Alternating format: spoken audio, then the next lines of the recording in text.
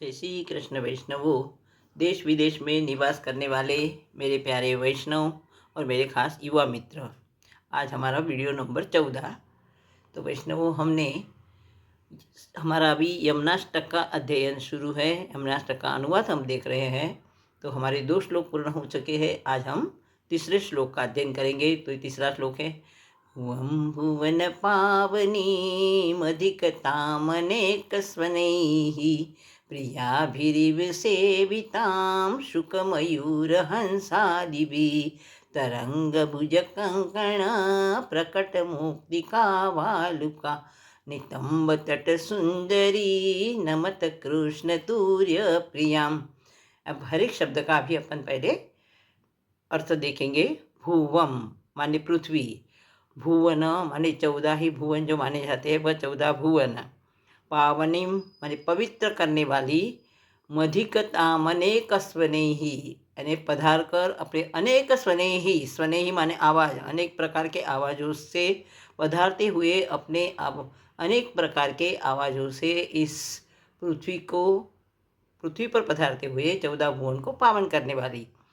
प्रिया भी ही इव सेविताम, प्रिया भी माने उनके प्रिय, माने उनके सखी जन जो थे उनके समान वह सेविताम। सेविताम माने सेवा किए गए, पूजा किए गए। किसके द्वारा? शुक माने पोपट, तोता जिसको कहते, मयूर माने मोर, और हंस। शुक, मयूर, तोता, पोपट और हंस आदि के द्वारा सखी जनों के समान सेविताम सेवा की गई है, जिसकी जरा उनकी सेवा की गई है, मतलब पूजा की गई है। तरंग भुज कंकण, और उसके जो यमुना जी के जो तरंग जो बहते हैं ना, गोल गोल गोल गोल पानी में जो उठते हैं तरंग, तो तरंग भुज कंकण, तरंग को किसकी उपमा दी है? भुज कंकण, जैसे हमारे हाथ के जो कंकण रहते उसके समान वो दिखते हैं। तरंग भुज कंकण प्रकट मुक्ति का वालुका, और मुक्ति का वालुका जो तरंग जो निर्माण होते हैं, और वो जो तरंग निर्माण होने से उनकी जो वालुका माने रेती है, तो मुक्ति माने मोती। तो ऐसा लगता है कि वालुका में भी जैसे रेती दिख रही है। जो वालुका माने रेती जो है उसका, वो रेती भी जैसे मोती के समान चमक रही है। नितंब तट सुंदरी, अब उसकी जो सुंदरी, नितंब तट, तट माने दोनों किनारे, जैसे एक सुंदर स्त्री का नितंब होता है वैसे उसके दोनों किनारे भी उस सुंदर स्त्री के नितंब के समान शोभायमान हो रहे हैं। ऐसे नमत माने प्रणाम करती हूँ। कृष्ण तूर्य प्रियाम, अब तूर्य प्रिया क्यों कहा? तूर्य माने चतुर्थ, चौथी प्रिया, ऐसा संस्कृत में तूर्य माने चतुर्थ, चौथी प्रिया ऐसा अर्थ होता है। अब इनको प्रिया क्यों कहा? प्रिया है क्योंकि उनके वो परिणित नहीं है कृष्ण के साथ, वो महारानी है। महारानी भी उन्हें क्यों कहते?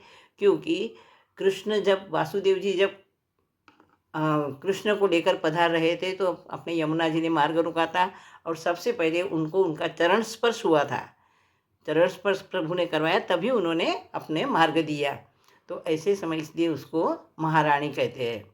तो ये तूर्य प्रिया माने चतुर्थ प्रिया। पहली जो प्रिया है वो अपनी राधा स्वामिनी जी, और दूसरी ऋषि कुमारिका है, और तीसरी भी ऋषि कुमारिका, पर जिन्होंने कात्यायनी व्रत किया था वह तीसरी कुमारिका, और तीसरी प्रिया, और चौथी चतुर्थ प्रिया माने अपने महारानी, इसलिए उनको तूर्य प्रियाम ऐसा अर्थ दिया हुआ है।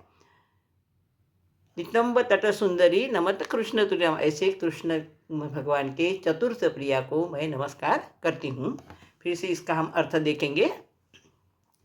भुवम भुवन पावनीम अधिकतामनेक स्वनी, भुवम भुवन पावनीम अधिकताम माने पधारते हुए, भुवम अधिकताम यानी पृथ्वी पर पधारते हुए, अनेक स्वनेही अनेक प्रकार का आवाज करते हुए वो भुवन पावनी, वो 14 ही भुवन को पावन करती हुई बहती है।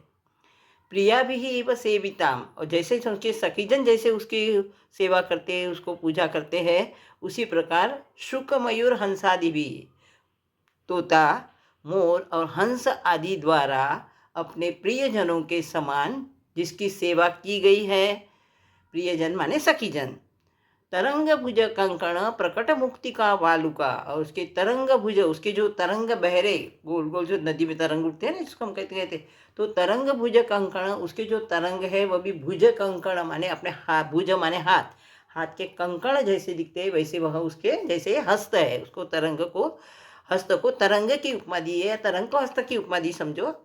तो तरंग भुज कंकण, तरंग भुज कंकण, उनके तरंग रूपी भुज कंकण यानी हाथ के कंकण में जैसे मोती शोभायमान देते हैं, वैसे वो जो वालुका, वालुका माने रेती, रेती पर भी, रेती भी जैसे वो तरंग के कारण चमक रही है, मोतियों के समान चमक रही है। नितंब तट सुंदरी, और उनके दोनों किनारे जिस प्रकार एक सुंदर स्त्री का नितंब होता है, वैसे दोनों किनारे भी सुशोभित हो रहे, शोभायमान दिख रहे हैं। ऐसे कृष्ण तुरीय प्रियाम, ऐसे श्री कृष्ण के चतुर्थ प्रिया को मैं नमन करती हूँ, प्रणाम करती हूँ। जय श्री कृष्ण। वैष्णवों।